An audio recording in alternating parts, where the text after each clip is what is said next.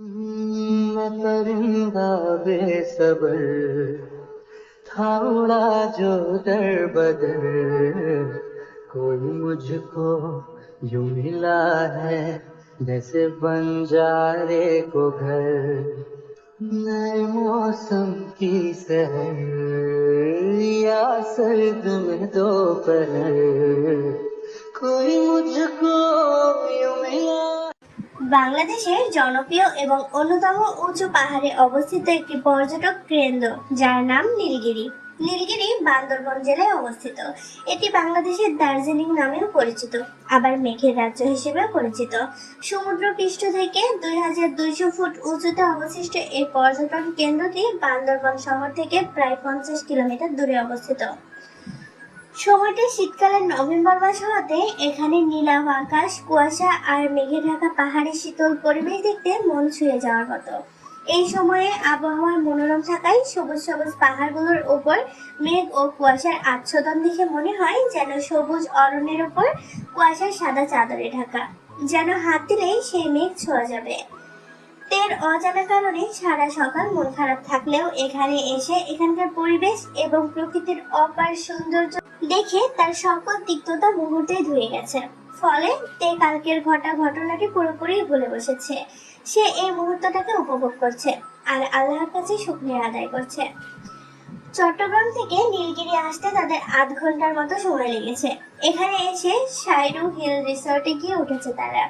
রিসর্টে তাদের 2টা রুম বুক করা হয়েছে, একটা তে, ন্যান্সি আর ছানার জন্য, অন্যটি বেগম আর জাকবের জন্য। আজ সারাদিন ঘুরে কাল সকালে আবার নিজেদের বাড়ির উদ্দেশ্যে রওনা দিবে তারা। তাই রাতটা এখানে কাটিয়ে দিতে রিসর্টের রুম বুক করা। সেখানে কিছুক্ষণ রেস্ট করে দুপুরের লাঞ্চ শেষ করে সবাই একসাথে বিকেলে ঘুরতে বের হবে চিম্বুক পাহাড়ের উদ্দেশ্যে। তে একটা সাদা গ্রাউন্ড আর নোট কালারের হিজাব পরেছে, হিজাবের পেছনে একটা সাদা বো পরে নিয়েছে। ন্যান্সি একটা বেবি পিঙ্ক রঙের ফ্রক পরেছে। সানা ব্লু জিন্সের সাথে আকাশি রঙের টপস পরে চুল উঁচি করে ঝুটি করে নিয়েছে, মুখে তার মেকআপের আচ্ছাদন। বেগম তের সাথে মিলিয়ে সব সাদা পরেছে, আর জাকব তো ভিন্ন জাতির, সে শুরু থেকে কালো পরেছিল। পরে তে আর বেগমের মিলিয়ে পোশাক পরা দেখে অগত্যা সে নিজেও পাল্টে সাদা পরে এসেছে। সবাই একসাথে তৈরি হয়ে এলে বেরিয়ে পড়লো তাদের গন্তব্যে। চিম্বুক পাহাড় বাংলাদেশের 3য় বৃহত্তম পাহাড়। এটি একটি জনপ্রিয় পর্যটক কেন্দ্র। চিম্বুক পাহাড় সমুদ্রপৃষ্ঠ থেকে প্রায় 2500 ফুট উঁচু। এই পাহাড়টিকে পাহাড়ের রানী বলা হয়। চিম্বুক পাহাড়ে উঠলে কক্সবাজারের সমুদ্র পর্যন্ত দেখা যায়। ন্যান্সি, তে, সানা, বেগম আর জাকব মিলে সেই পাহাড়ের চূড়ায় সিঁড়ি বেয়ে উঠছিল। পাহাড়ে ওঠার সময় দুই পাশের দৃশ্য দেখে মনে হচ্ছে যেন আকাশের গালিচা বিছানো। তে তার গ্রাউন্ডের দুই পাশের অংশ 2 হাতে ধরে একটু উঁচু করে ন্যান্সি আর সানাকে রেখে দৌড়ে উপরে উঠতে লাগলো। সবুজের মাঝে তার সাদা গ্রাউন্ডটি বেশ ফুটেছিল। যখন উপরে ওঠার সময় তার গ্রাউন্ডের মাটি পর্যন্ত ছড়িয়ে থাকা বাড়তি অংশ বাতাসের চারিদিকে ছড়াচ্ছিল, তখন তাকে দেখতে একটা সাদা পরীর মতো লাগছিল, যা দেখে বেগম মুগ্ধ নয়নে তার দিকেই চেয়ে রইল। অন্যদিকে জাকব ঘোর লাগা দৃষ্টিতে তেকে দেখে যাচ্ছে, যেন আশেপাশের এই অপার সৌন্দর্যের ধার সে ধারে না। তার মূল মনোযোগ এখন শুধু তের উপরে সীমাবদ্ধ। এই মুহূর্তটাকে চিরজীবনের জন্য নিজের কাছে স্মৃতি হিসেবে রেখে দিতে সে তার প্যান্টের পকেট থেকে ফোন বের করে তের অজান্তে তার একটা ছবি ক্লিক করে। জাকবের তোলা ছবিতে তে কাঠের রেলিং এ 2 হাত রেখে ঠোঁটের কোণে হাসি ধরে রেখেছে, কিছুটা সামনের দিকে ঝুঁকে 2 চোখ বন্ধ করে মুখে কুয়াশা মেখে নিচ্ছে। জাকব পুনরায় তার তোলা ছবিতে চোখ বুলিয়ে তুষ্ট হাসে, ফোনটা পকেটে রেখে দিল আর এই মুহূর্তের সাথে মিলিয়ে গুনগুন করে তের উদ্দেশ্যে একটা গান ধরে। তুমি আকাশের ওই নীল, তুমি মেঘে মেঘে স্বপ্নীল, তুমি হাওয়া হয়ে আসো, শুধু আমাকেই ভালোবাসো। সানা জাকবের পাশে দাঁড়ানো থাকায় জাকবের বলা গানের লাইনগুলো তার কানে ছুতেই সে লাজুক ভঙ্গিতে জাকবের অগোচরে পরের লাইনটুকু গুনগুন করে গিয়ে নিল। তুমি মনের আলপনা, তুমি সেই প্রিয় কল্পনা, তুমি ছুঁয়ে দিলে মন, আমি উড়বো আজীবন। অন্যদিকে অবস্থান ওয়াশিংটন ডিসি, আমেরিকা। কিছুক্ষণ আগে সুগার সাথে রাতের ডিনার শেষ করে জিমিন আনমনে তে আর জাকবের কথা ভাবতে ভাবতে খাট ছেড়ে নিচ্ছিল। তখনই সুগার রুমে প্রবেশ করে। জিমিনের এমন ভাবনায় হারিয়ে থাকা সে লক্ষ্য করলো। জিমিন খাট ছেড়ে উঠতেই সুগা পেছন থেকে জিমিনকে জড়িয়ে ধরে। আমার বিবিজান দেখি ইদানিং আমাকে পাত্তাই দিচ্ছে না। সারাদিন সে এত কি ভাবছে আমিও একটু শুনি। জিমিনের মনে হলো তার তে আর জাঙ্কুকের বিষয়টা নিয়ে সুগার সাথে কথা বলা উচিত, তাই সে বলে, আমি অনেকদিন যাবৎ তোমাকে একটা কথা বলতে চাচ্ছিলাম। একটা কেন, হাজারটা বলো, আমি সারাক্ষণ শুনতে রাজি। উফ, এসব বাদ দাও তো, যেটা বলছি সেটা মন দিয়ে শোনো। আমার মনে হয় জাঙ্কুক ভাইয়া তেকে পছন্দ করে। সেদিন দেখলে না সে দুর্ঘটনায় কিভাবে তের জন্য পাগলামি করছিল। হ্যাঁ জানি তো। কি, তুমি কি করে জানলে? শুধু আমি না, আমরা সবাই জানি। কিন্তু কিভাবে? আমাদের চারজনের ফ্রেন্ডশিপ কি শুধু নামের ফ্রেন্ডশিপ নাকি? আমরা একে অপরের চোখ দেখলেই সব বুঝে ফেলতে পারি। তাহলে এতদিন বলনি কেন? এখনো পর্যন্ত বলার কোনো দরকার পড়েনি, তাই বলিনি। কিন্তু আমি একটা বিষয় নিয়ে অনেক ভয় পাচ্ছি সুগা। কি নিয়ে ভয় পাচ্ছে আমার বউটা? কার এত সাহস আমার বউকে ভয় দেখানোর? সুগা, সিরিয়াস হও।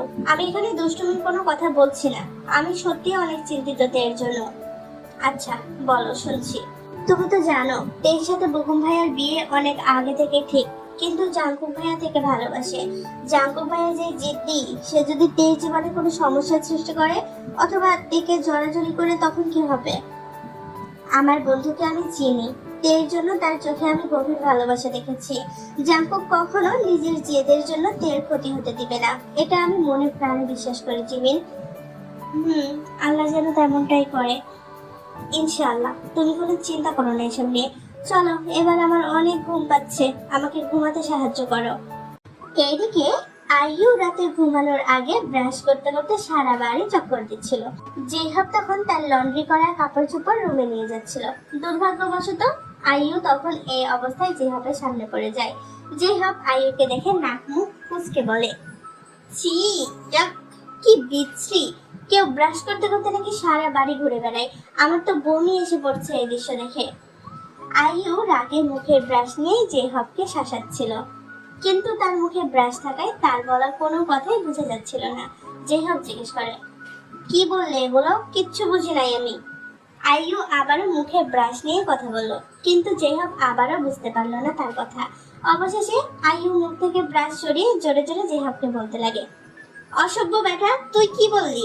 আমাকে দেখে তোর বমি আসছে? হ্যাঁ, আমার মুখ তোর থেকে পরিষ্কার। আইয়ু জোরে জোরে কথা বলার দরুন তার মুখে জমে থাকা টুথপেস্টের ফেনা জেহাবের মুখে গিয়ে ছিটকে পড়েছে। জেহাবের মুখে আইয়ুর মুখ থেকে ছিটে আসে টুথপেস্টের ফেনা পড়ায় সে নিজের মুখ হাত দিয়ে সেই হাত আবার চোখের সামনে এনে যখন দেখলো দলা দলা টুথপেস্ট, তখন সে চিৎকার মেরে চলে গেল ওয়াশরুমে মুখ ধুতে। একটু পর ফেস ওয়াশ দিয়ে ডলে ডলে মুখ ধুয়ে বাইরে এসে সে দেখলো আইয়ু দাঁড়িয়ে তার পেটে হাত রেখে হাসছে, যেন হাসতে হাসতে সে পড়েই যাবে। জেহাব তেতে গিয়ে আইয়ুর ঠিক সামনে গিয়ে দাঁড়িয়ে বলে, একদম হাসবে না অসভ্য মেয়ে, অনেকবার বেড়েছো, এবার তোমাকে কমাতে হবে। কি কমাবেন আমাকে আপনি? হ্যাঁ, একবার বিয়ে করে নেই, আমার বরের হাতে আপনাকে মার খাওয়াবো, দেখেন। আমিও একবার বিয়ে করে নিই, তখন দেখবে আমার সাথে লাগতে আসলে কিভাবে আমার বউ তোমার চুল ছিঁড়বে। জেহাবের কথায় আইয়ু তাচ্ছিলের হাসি এসে বলে, ভুলে যান, অমন বউ আপনি পাচ্ছেন না। তোমাকে পেয়ে দেখাবো, দেখে নিও। আচ্ছা দেখবো নি, এখন যান। কথাটা শেষ করে জেহাব হন হন করে নিজের মায়ের রুমে চলে গেল। সেখানে গিয়ে দরজাটা খটখটাতেই জিসু বেগম বেরিয়ে আসে। আইয়ু সেখানে দাঁড়িয়ে থেকে দেখছিল জেহাব কি বলে। তখন জেহাব ক্যাবলা হেসে তার মায়ের দিকে তাকিয়ে বলে, ওই মা, আমাকে বিয়ে দিবে না? বয়স হচ্ছে না আমার? বিয়ে করবি ভালো কথা, কিন্তু এমন হাবলার মতো করে বলছিস কেন? জিসু বেগমের কাছে জেহাবের নাকানি চুবানি খাওয়া দেখে পেছন থেকে আইয়ু আবারও পেট ধরে জোরে জোরে হেসে দিল। জেহাব মুখ কালো করে পেছনে চেয়ে সেটা দেখছিল। একটু পর আইয়ু ওপরে এসে নিজের মাকে কল লাগাই। তার মা সেই কল ধরতেই আইয়ু তাকে কিছু বলার সুযোগ না দিয়ে আগেই বলতে শুরু করে, মা, আমি বিয়ে করতে চাই, তুমি ছেলে দেখো আমার জন্য। অপর পাশ থেকে তার মা বলে, তোর তো এখনো অনার্সই শেষ হয়নি, এখনই বিয়ের জন্য পাগল হয়ে আছিস কেন? তো কি হয়েছে, দেখে রাখো না, দেশে ফিরলে বিয়ে করিয়ে দিবে। আইয়ুর মা আইয়ুর সাথে কথা বলে কল রেখে জিসু বেগমকে কল করে। জিসু কল তুলতেই তিনি বলে, কি রে, কি হয়েছে বুঝলাম না। আইয়ু হঠাৎ আমাকে কল করে বলে ওর বিয়ের জন্য ছেলে দেখে রাখতে। কিছু কি হয়েছে? কি বলিস? একটু আগে যে হবো একই কাজ করেছে, আইইউ ও তার পেছনেই দাঁড়িয়েছিল। দাঁড়া 1 মিনিট, ওরা দুইজন মিলে আমাদেরকে ওদের একে অপরের ব্যাপারে ইঙ্গিত দিচ্ছে না তো? ওই দিন দেখলাম মাঝরাতে ওরা উঠে একসাথে রান্না করে খাচ্ছিল আর গল্প করছিল। ওরা আমাদের সামনে ঝগড়া করে ঠিকই, কিন্তু একান্তে নিজেদের মধ্যে ভাব ঠিকই রয়েছে। এখন কি করা যায় বলতো? কি আবার, এখন ওদের বিয়ে ঠিক করে রাখি আমরা। দেশে ফিরলে না হয় সামনাসামনি সবাই এক হলে বিয়ে পড়িয়ে দিব। এখন ওদের এই নিয়ে কিছু বলার দরকার নেই, সারপ্রাইজ দিব তাদের। আল্লাহ চাইলে আমরা তাহলে বিয়াই হতে চলেছি। আমার অনেক খুশি লাগছে জানিস না আপা। রোজ বারান্দায় আনমনে দাঁড়িয়েছিল। এই মাসে তার 6 মাসে পড়লো, পেট কিছুটা ফোলা। ইয়োনো রুমে এসে রোজকে না পেয়ে বারান্দায় গিয়ে দেখলো রোজ এই কনকনে শীতে কোন রকম শীতের পোশাক ছাড়াই একমনে সেখানে দাঁড়িয়ে আছে।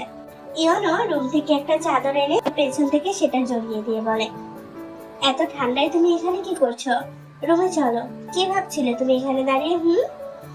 রোজ সেভাবে তার দৃষ্টি অদূর আকাশে রেখে বলে, আমি জাঙ্কুককে নিয়ে ভাবছিলাম। এর প্রতি তার ভালোবাসার ভবিষ্যৎ কি হবে ইয়োনো?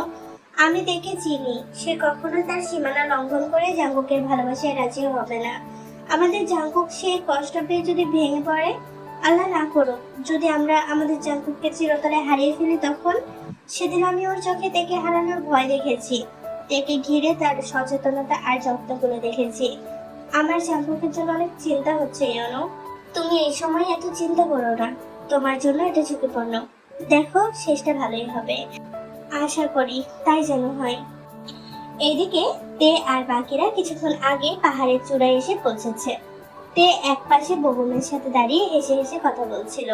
তাদের থেকে কিছুটা দূরে জাঙ্গুক রেলিং এ ভর দিয়ে তার বুকে 2 হাত গুজে দাঁড়িয়ে তির্যক নয়নে দাঁত কটমটিয়ে এই দৃশ্যটা দেখছে। তের সেদিকে কোনো হেলদোল নেই।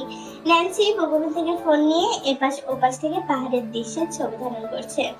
সানা তখন ইচ্ছে করে এসে জাঙ্কুকের গায়ের উপর পড়ে গেল। জাঙ্কুক তাকে নিজের থেকে দূরে ঠেলে সোজা হয়ে দাঁড়ায়। সানা ক্ষমা চেয়ে বলে, সে পা মুচকে পড়েছে তার উপর। সানা জাঙ্কুকের উপর পড়ার পর তার সাদা শার্টের বুকের অংশে নিজের লিপস্টিকের দাগ লেগে যাওয়া দেখে হাত উঁচিয়ে সেটা মুছতে গেলে জাঙ্কুক সানার হাত তার বুক স্পর্শ করার আগে ধরে ফেলে। বগমের সাথে কথা বলার মাঝে তের নজরে সেটা আটকালো। তের মুখের সমস্ত হাসি তৎক্ষণাৎ উবে গেল। জাঙ্কুককে সানার হাত ধরে থাকতে দেখে তের সর্বস্ব কেঁপে উঠেছে। ভেতরে ভেতরে কিছু একটা ভাঙার আওয়াজ পেল সে। তে না জানলেও তার মনের অজান্তে ভেতরে সদ্য জন্ম নেওয়া জাঙ্কুকের প্রতি তার ক্ষুদ্র অনুভূতিগুলো থেকেই সে এই কষ্টগুলো অনুভব করছিল।